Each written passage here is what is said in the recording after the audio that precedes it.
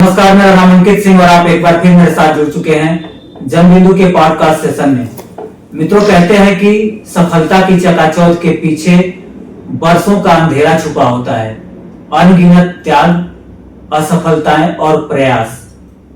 आज का जो पॉडकास्ट सेशन है कुछ इसी तरह की कहानी है जो हमें सिखाती है कि व्यवसाय केवल लाभ का गणित नहीं है, बल्कि धैर्य, साहस और निरंतर प्रयासों की कहानी है। आज हमारे साथ मौजूद है एक ऐसे व्यवसायिक व्यक्ति जिन्होंने तमाम मुश्किलों के बावजूद अपने सपनों को जिंदा रखा, मुश्किलों से लड़ा और हार को कभी मंजिल नहीं बनने दिया। आज बातचीत में हम जानेंगे कि कैसे उन्होंने सामाजिक, आर्थिक और व्यक्तिगत संघर्षों के बीच अपने व्यवसाय की नींव रखी और एक मिसाल कायम की। तो बहुत बहुत स्वागत है आज के हमारे पॉडकास्ट सेशन में मिस्टर सुनील सिंह यादव। बहुत बहुत धन्यवाद अंकित जी, जो आपने मुझे इस पॉडकास्ट सेशन में आमंत्रित किया, और आपको लाख लाख बधाई हो। जनबिंदु न्यूज को डिजिटल प्लेटफॉर्म लाने के लिए गाजीपुर में आपका पहला चैनल पॉडकास्ट सेशन में इस शुरुआत के लिए आपको बहुत बहुत बधाई। आप इस क्षेत्र में दिन दुगना रात चौगुना करें, ये मेरी शुभकामना आपके साथ। बहुत बहुत धन्यवाद सुनील जी। तो हम बातचीत शुरू करेंगे कि आप अपना पहले पूरा परिचय देते हुए अपने प्रतिष्ठान के बारे में बताइए। मेरा नाम सुनील सिंह यादव है। मैं प्रबंधक रॉयल सुपरमार्ट तुलसी सागर तड़वना रोड गाजीपुर। सुनील जी, कैसे शुरुआत हुई थी? जैसा कि आप जानते हैं कि हम एक किसान परिवार से बिलोंग करते हैं, और हमारे पिताजी दूध का व्यवसायिक हैं। दूध का हमारे काम होता था, और हम 3 भाई 3 बहन हैं। हमसे एक छोटा भाई है। जैसे आप जानते हैं कि हर माँ का सपना होता है कि बच्चा पढ़ लिख के सरकारी नौकरी करे, और हम लोग गांव में वगैरह जैसे होता है मध्यम वर्ग परिवार में ये होता है कि भर्ती देख ले, सेना में चला जाए। आपके समाज में तो और ज्यादा। हाँ, मेरे सेना में जाना है। पूरा परिवार का था कि दोनों बच्चे सेना में जाएंगे, लेकिन आपको सही बताएं तो मेरा मन नहीं करता था नौकरी करने की। बिल्कुल रुचि नहीं थी? नहीं, रुचि नहीं था। मुझे कुछ अलग करना था। हालांकि दबाव था घर का, और दबाव में हम भी फार्म डालते थे। जैसे तैयारियां चलती हैं, एक्सरसाइज वगैरह, सुबह उठ के जाना, रनिंग करना, एक्सरसाइज करना वगैरह, पढ़ाई लिखाई के साथ सब चलता था। बीच में फार्म भी आता था, भर्तियां आती थी, डाला गया। तो हालांकि नहीं हो पाया। और एक कहानी आपको बता दें, गिन चुन के हमको लगता है, मुझे ध्यान आ रहा है, मैंने 3 फार्म डाले आज तक। और उस फार्म में कहानी में बता दूं आपको कि पुलिस की भर्ती आई थी, और हम दोनों भाइयों ने डाला था। डेट आने पे यहाँ से हम लखनऊ गए। एक मेरे बड़े भैया लखनऊ रहते हैं, तो हम उनके यहाँ चले गए। तो उनके यहाँ जाने के बाद वो मुझे ट्रेन पे बैठा दिए। मैं झांसी स्टेशन को, जब मेरा झांसी पे सेंटर था, तो हम वहां गए। तो जैसे पहुंचे झांसी स्टेशन, तब तक मेरा पेपर का टाइम शुरू हो गया था। अच्छा, परीक्षा शुरू हो गई? परीक्षा शुरू हो गई थी, उसमें हम स्टेशन पे खड़े थे। तो भैया का मेरे फोन आया, कहाँ पहुंचे? हम तो स्टेशन पे हैं। तो एग्जाम शुरू हो गया है। 2-4 बातें बोला उन्होंने, फिर हम उसी समय तुरंत ट्रेन पकड़े, वापस आ गए। भैया क्या डांट और मिला। फिर अपना जैसे तैसे चला, समय बीता, और मेरा भाई का फोर्स हो गया। छोटे वाले? हाँ, छोटे वाले भाई के साथ तैयारी? हाँ, उसका हो गया, तो उसका काम तो हो गया। फिर और मेरा बाकी था। अब करना क्या है, घर वालों को दबाव था, मेरे मन में दूसरा चीज चल रहा था। उसी बीच एक टेलीकॉम का हम लोगों ने काम किया 5 साल, टेलीकॉम सेक्टर में। भैया और हम मिलकर काम किए हम लोग। अच्छा, बड़े वाले जो? हाँ, वहाँ से भैया काम हम लाए, हम गाजीपुर में हमने काम किया। 4-5 साल बीता। उसके बाद उसी बीच में मेरे मामा का स्कूल चलता है, इंटर का डिग्री कॉलेज है बिरला में। तो कौन सा विद्यालय? Ramadhan inter college, Brijesh college of education. अच्छा। हाँ, तो एक जी बिल्कुल। हाँ। तो एक हम लोग के जीवन में एक बहुत दुखद घटना घटी। जो मेरे मामा के बड़े लड़के थे वो एक्सीडेंट कर गए, एक्सपायर कर गए। अच्छा, संजय जी के भाई? जी बिल्कुल। बड़े थे कि? बड़े थे वो। अच्छा। तो ये हुआ कि भैया अकेले हो गए और मैं भी यहाँ था, तो सबका परिवार था, सबका भैया का ये था कि मैं चला जाता उनके साथ तो उनका हेल्प हो जाता। वो अकेले हो गए थे तो सबका मिलाज बना तो हम भी चले गए। तकरीबन 8 साल वहाँ रहे भैया के साथ, उनके साथ प्रबंध तंत्र में वगैरह उनका काम, प्रबंधकीय कार्य, वो कार्यालय के कार्य में। हाँ बिल्कुल, देखना सुनना सब क्या करते थे, उनका हेल्प होता था। और उसी बीच काफी अच्छे लोगों से मुलाकात हुई, समाज में थोड़ा सा अच्छे लोगों से पकड़ हुआ, पहचान हुआ। फिर रिसेंटली उस समय शादी हो गया मेरा, 2016 में शादी हुआ। अच्छा। हाँ, और उसके बाद हम प्राइवेट जॉब भी करने लगे थे, 4-5 साल जॉब किए। उसी बीच कोरोना आ गया।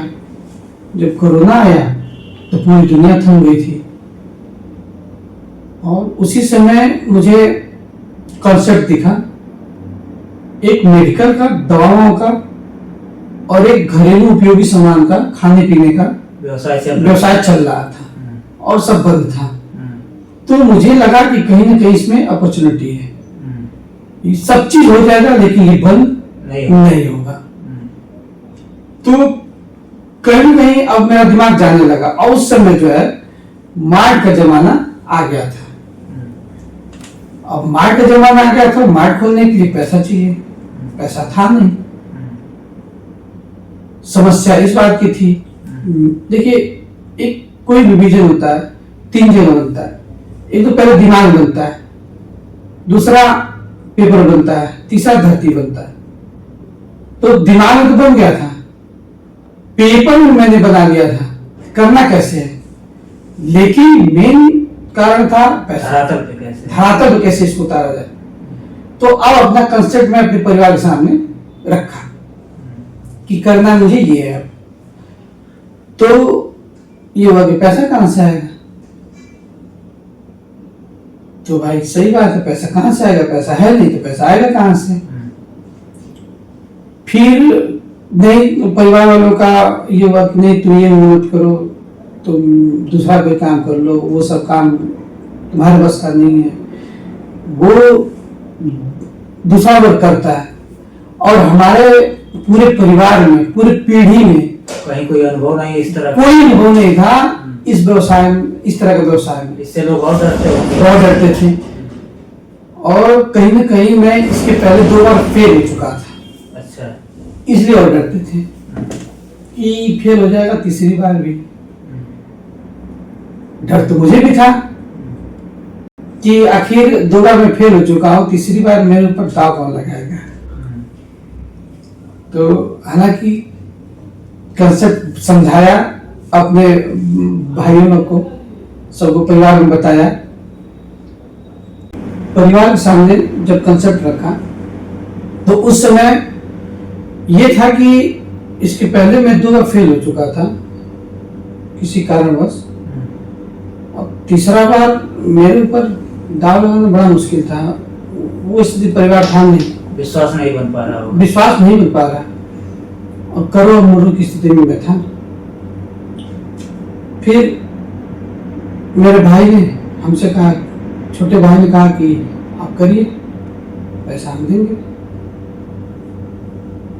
पैसा छोटे भाई ने दिया। और आपको बता दें कि इस युग में ऐसे भाइयों का होना अपने आप में बहुत बड़ी बात है कि अपने पूरी जिंदगी का दाव किसी भाई पे लगा देना।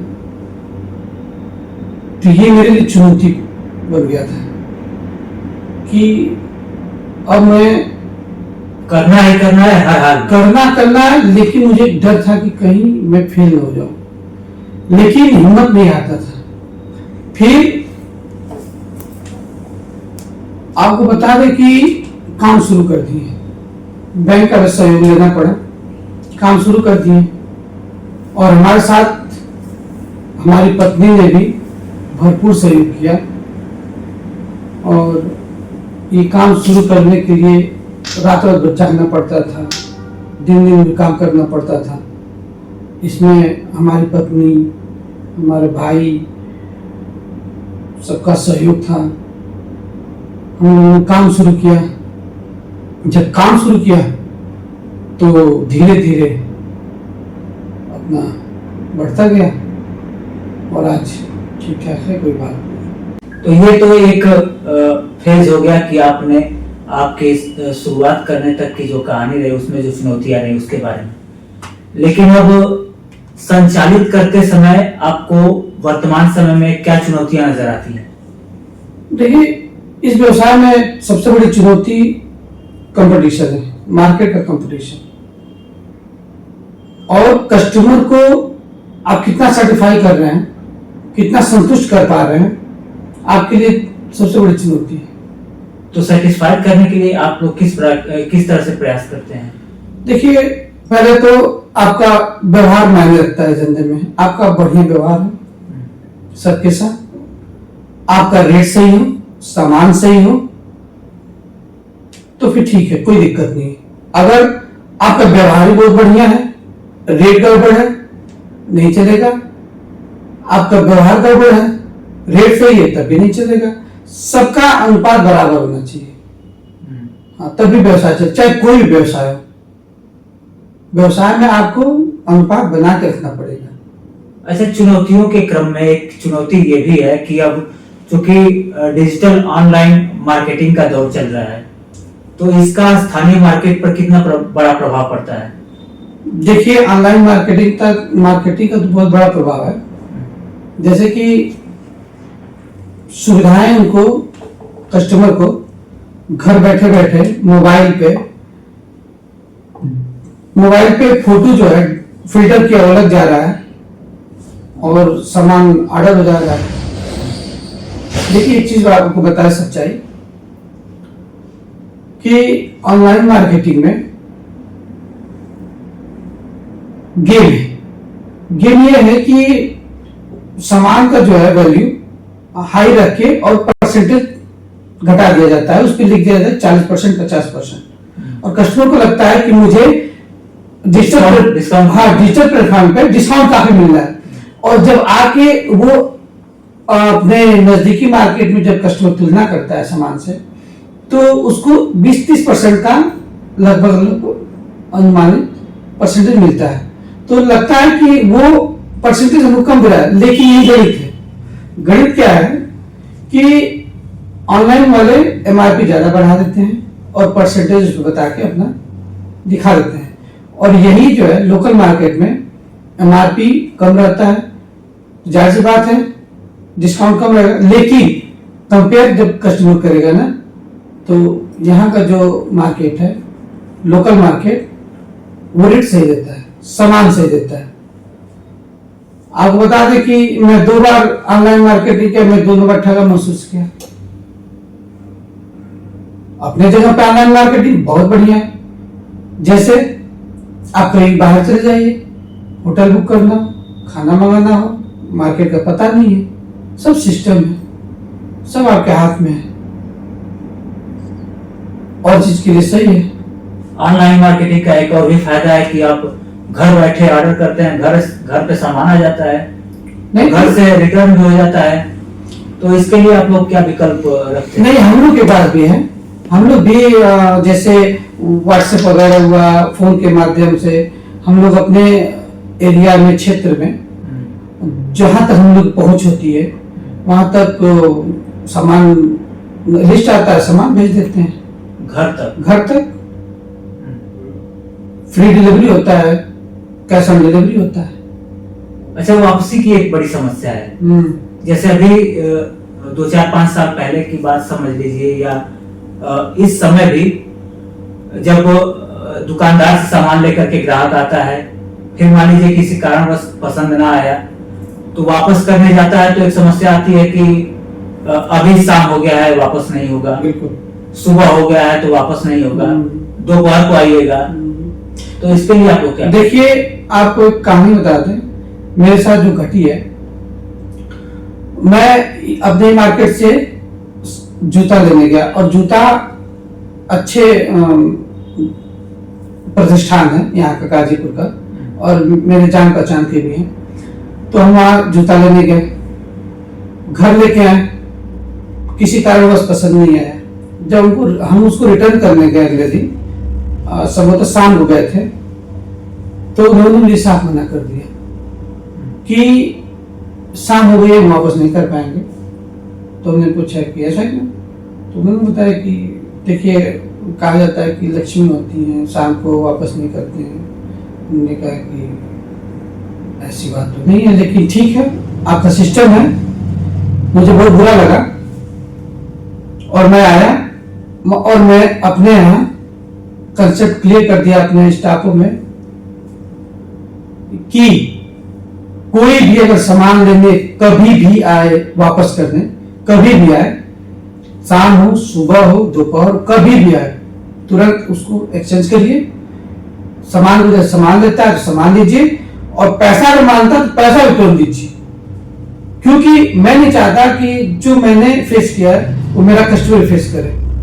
मैं अपने यहाँ क्लियर अपने कस्टमर को बहुत फ्री छोड़ता हूँ कि कोई दबाव महसूस न करे। आपको नहीं पसंद है, कोई दिक्कत नहीं, दूसरा लेना है तो ले लीजिए, नहीं तो पैसा ले लीजिए। और हमारा कस्टमर हमसे बहुत इसलिए खुश रहता है। अच्छा, इसके अलावा आप अपने ग्राहकों के लिए और किस तरह की सुविधाएं देते हैं? जैसे हम लोग का क्या है कि हमेशा जो है ऑफ रहता है MRP पे, मिनिमम 5% to 50%। और जो त्योहार हम लोग के होते हैं, जो बड़े बड़े त्योहार जैसे होते हैं, जैसे होली हुआ, दिवाली हुआ, तीज हुआ, ज्यूतिया हुआ, ऐसे ऐसे त्योहारों पर हम लोग थोड़ा अलग डिस्काउंट चलाते हैं अपने कस्टमर के लिए। जैसे कि तीज हुआ, ज्यूतिया हुआ, तो मेरे यहाँ क्या है कि मैं अपने कस्टमर के लिए फ्री में मेहंदी तक रखवाने का काम कर देता हूँ। उस समय सारी महिलाओं की जरूरत होती है, जो व्रती महिलाएं होती हैं, तो उनका भी काम हो जाता है। मार्केटिंग भी करना होता है तो मार्केटिंग भी कर लेती हैं। तो इसमें तो खरीदारी की शर्त रहती होगी कि इतने तक की खरीदारी करेंगे तभी आपको ये जो है कि। हाँ, देखिए इसमें क्या है ना, दो चीजें। अगर आप सबको फ्री कर देंगे तो आप गड़बड़ा देंगे, फिर लाइन लग जाएगी। ठीक, तो इसलिए हम लोग को शर्तें कुछ रखनी पड़ती हैं कि आप 500 खरीदारी कर लीजिए, 1000 खरीदारी कर लीजिए, उस पर आपका फ्री में लग जाएगा। तो इससे क्या होता है कि उसी बहाने खरीदारी भी कर लेती हैं, और मैं जिसको हायर करके लाता हूँ उसका भी काम हो जाता है, मेरा भी काम हो जाता है, कस्टमर का भी काम हो जाता है। और जैसे होली दिवाली हुआ तो इसमें थोड़ा हम लोग अलग ऑफर चलाते हैं। 1000 की खरीदारी पे जैसे 1 किलो चीनी फ्री देते हैं, 2000 खरीदारी पे कुछ और दे देते हैं। इस बार हम क्या है, दिवाली में, सॉरी होली में चलाए थे। 3000 खरीदारी पे ईयरबड था, 4000 खरीदारी पे आपका नेक बैंड था, 5000 खरीदारी पे साउंड बॉक्स था बड़ा वाला, और 10,000 खरीदारी पे 5 ग्राम का चांदी का, शुद्ध चांदी का सिक्का था, 5 ग्राम का 10,000 खरीदारी पे। और इसको अचीव करने के लिए हमारे कई कस्टमर जो है खरीदारी किए और अचीव किए, और बहुत संतुष्ट थे, बहुत खुश थे कि कम से कम आप कुछ दे रहे हैं। और